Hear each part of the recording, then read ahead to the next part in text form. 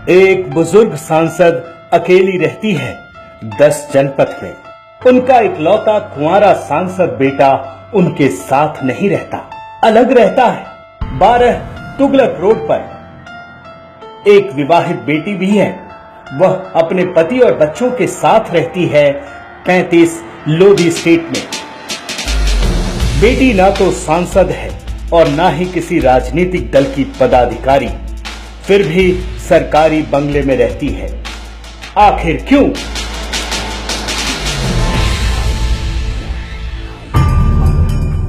बेटा मां के साथ नहीं रह सकता, उसे अलग सरकारी बंगला चाहिए।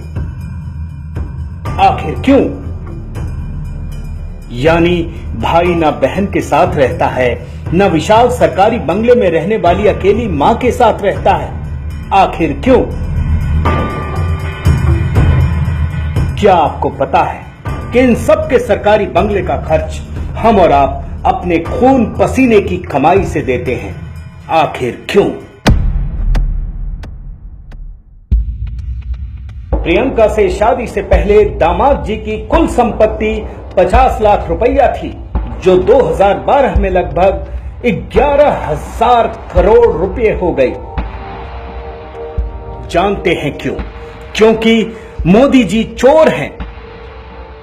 उधर मोदी जी के सारे भाई भतीजे उनके 12 साल मुख्यमंत्री और 4.5 साल तक प्रधानमंत्री रहने के बाद भी जस के तस रहे, क्योंकि राहुल, कांग्रेस और दामाद जी तीनों घनघोर ईमानदार हैं।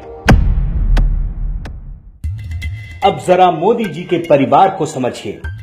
एक भाई सस्ते गल्ले की दुकान चलाता है, दूसरा भाई निजी कंपनी में फिटर के पद से रिटायर हुआ, तीसरा भाई वृद्धाश्रम चलाता है, चौथा भाई सरकारी कर्मचारी है, जिसके साथ उसके सामान्य से घर में प्रधानमंत्री की मां भी रहती है।